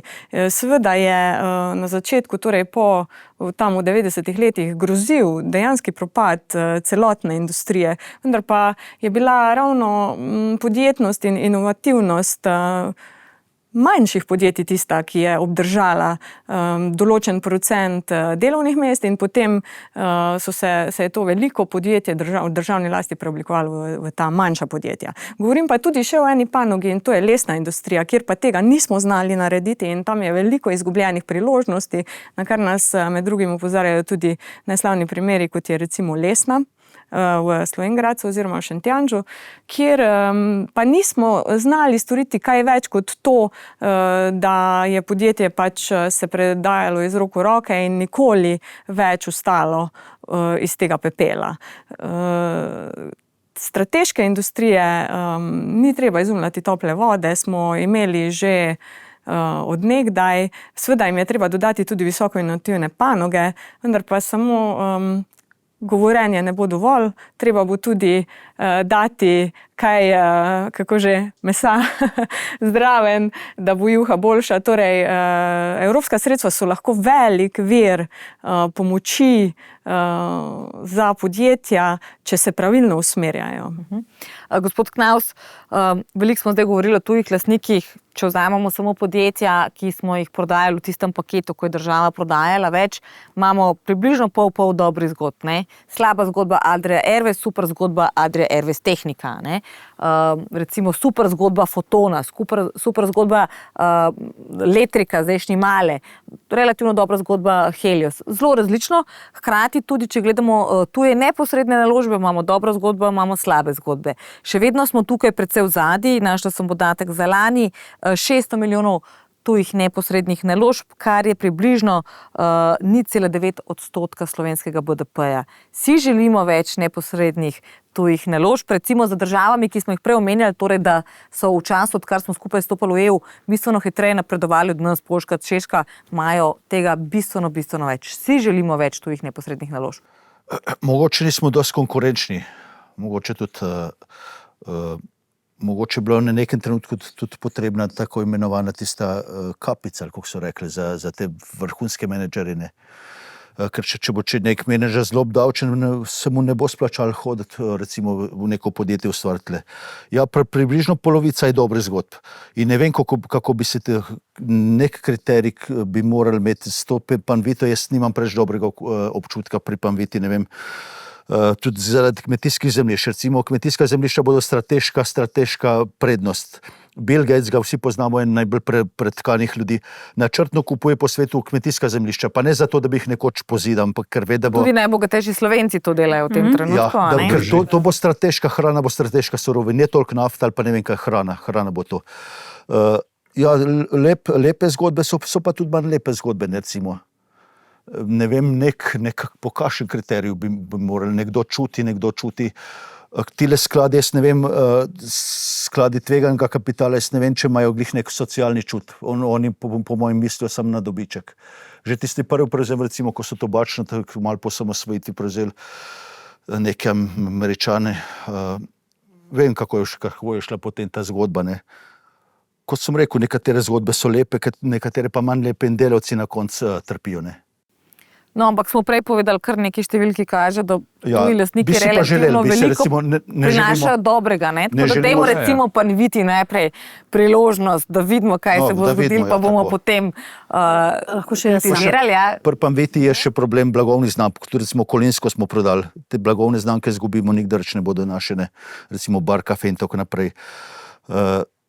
Še nekaj sem hotel, pa sem... Ampak sej, kdo res ve, je to, ne? Kdo je lastnik blagovne znamke, je to zdaj hrvaško, slovensko podjetje. Tudi malo nacionalni ponos, veste. Ja, ampak še vedno, recimo, nobena prehranska blagovna znamka ni več slovenska, ne Radenska, ne Laško, ne Unijo, ne Fruktal, ne, nič, ne. Veste, kaj je težava pri Fruktalu, da se v Vipavski dolini enostavno pospešeno opušča gojenje breskov in da pač teh breskov, ki jih je Fruktal prekupoval, jih zdaj nihče več ne kupuje. In je ta veriga vrednosti, o kateri smo pregovorili, je izpadla in ljudje izpadajo iz tega ven, ker enostavno ne morejo več. Imamo pa dobre primere, ko se recimo cel ta del tudi okoli Fruktala, Ajdovščine toliko širi, da enostavno občine nimajo več prostora obstoječega za širitev obstoječih industrijskih con in bodo šli zdaj hvala Bogu, v prenovo starih odsluženih industrijskih objektov, degradiranih območij, kar pomeni, da bojo naredili nekaj dobrega. Kratka replika, ker smo proti koncu. Dopolniti pri tej samooskrbi pa zaščiti naravnih virov. Pri Stranki Resnica seveda smo za samooskrbo in zaščito teh naravnih virov. To ne more nikoli priti v tuje roke, po našem mnenju. Ne vem, če veste, da recimo kmetijski proizvodi iz Ukrajine, številne države so jih že prepovedale, kot so Poljska, celo Slovaška, bližnje sosednje države. Slovenija tega ni naredila. Treba je poudariti, da v Ukrajini so dovoljeni gensko spremenjeni organizmi, številne kmetijska zemljišča je kupila korporacija BlackRock in tako naprej. Tako da, glede na to, da sogovorniki zelo radi opozarjajo pred vsem, kar prihaja z vzhoda, treba je razumeti, da je Ukrajina prav tako vzhod. V Ukrajini še ni članica Evropske unije, v Ukrajini ne veljajo evropski standardi, tako da vse, kar prihaja iz Ukrajine, je zelo vprašljivo. Tako da ne smemo imeti dvojnih meril. Ja. Najprej bi se navezala na vaše vprašanje prej glede plač in podjetij, tujih podjetij, ki svoje zaposlene visoko plačujejo ali primerljivo višje mogoče od nekaterih slovenskih. Zdaj tu morda so vzroki v tem, da svoje zaposlene bolj cenijo, morda so vzroki v tem, da več tistega svojega dobička delijo tudi na ta način, morda so vzroki v tem, da privabljajo ljudi, ki ustvarjajo višjo dodano vrednost, ki so bolj izobraženi in se to odraža tudi v višini teh plač, ne vemo. Jaz mislim, da s prizadevanja Nove Slovenije, da bi zvišali neto plače vseh v predhodni vladi, bila zelo hitro potem prekinjena, kar se je pač odrazilo potem v toliko nižjih plačah za vse zaposlene. to, da imamo vsi nižje plače, ne bi smela biti ambicija nobene politike. Ambicija kogarkoli, ki si prizadeva za dobrobit vseh ljudi, mora biti, da so plače čim višje, da je delovna sila čim bolj izobražena, inovativna. Ne govorim samo v smislu visoke izobrazbe, ampak da smo inovativni, podjetni in ustvarjalni. Samo takšna delovna sila bo lahko konkurirala trenutnim ali pa tudi prihodnjim pogojem na trgu dela, ki bodo vse bolj spremenljivi, nepredvidljivi, in tukaj so potrebna tako vlaganja v delovno silo, kot tudi lajšanje, torej tega davčnega bremena. Pa ne govorim zdaj, da ni potrebna obdavčitev, moramo pa se zavedati, da ima Slovenija eno izmed najbolj visokih stopenj obdavčitve osebnih dohodkov med državami Evropske unije, in potem pri višini plač in pokojnin smo pa v zadnji tretjini ali v drugi polovici, da ne bom netočna. Torej, obstaja velika vrzel med tem, koliko naši zaposleni plačujejo in potem kaj dobimo za to, še posebej, če pomislimo na stanje trenutno zdravstvenega sistema. In tukaj je potrebno vlagati, razvijati in višati standard življenja naših ljudi. Zdaj pa še glede samooskrbnosti. Čisto na kratko, ker smo proti koncu. Ja, še glede samooskrbnosti. Slovenija pač trenutno ni samooskrbna. To mi je zelo žal in si prizadevamo v Novi Sloveniji, da bi vrednost slovenskega kmeta bolj opolnomočili na ta način, da bi slovenske proizvode, ki so velikokrat bolj kakovostni, tudi če nimajo oznake bio, od tistih, ki so uvoženi iz različnih držav in imajo višje stopnje teh snovi ali uporabljenih pesticidov. Tako da predvsem spodbujamo slovensko. Je pa tu vloga tudi države, da se še bolj aktivno zavzame za lastnega kmeta, in slovenska politika te domače naloge pač ni. Sam, da jaz dodam, tudi ljubljanske mlekarne zdaj pod tujim lastništvom kupijo več slovenskega mleka, kot so ga včasih. Tako da imamo tudi zelo dobre ponudbe. Res na kratko, ker ste imeli danes malo manj besede kot gospe. Vemo, pri recimo prevzemu pivovarne se je zelo operiralo, tudi Boško šel s nacionalnim interesom. Na koncu smo videli, da zadaj ne stoji nikakršen nacionalni interes. Želimo si več dobrih praks, recimo tudi pivovarna, ljubljanske mlekarne, ki je zdaj pod Francozi, solidno. Dobra zgodba. Ne želimo pa se raznih magen in tako naprej, ker so nas pravzaprav smo investirali na najboljša kmetijska zemljišča, smo tovarno zgradili, zdaj pa, kakor vem, nič ne delajo. Zdaj pa stojijo. Moramo končati. Me veseli, da je kljub okrnjeni zasedbi in relativno težki in predvsej tehnični temi debata postala zanimiva in raznolika, in da so se mnenja kresala, kljub temu, da vseeno zunanje trgovine in korporacije niso lih najbolj enostavna tema. Tako da hvala lepa vsem za vašo udeležbo, za vaše mnenja. Vabljeni k ogledu, poslušanju. V naslednjem soočanju pa še ena zelo zanimiva tema, in sicer varnost, tudi kibernetska, ki je sploh v zadnjih tednih zelo izpostavljena. Vedno več ljudi se zaveda, kako pomembno je to. Verjamem, da bo debata dobra, še prej pa vabljeni ogledu, poslušanju tokratnega soočanja. Srečno do naslednjič.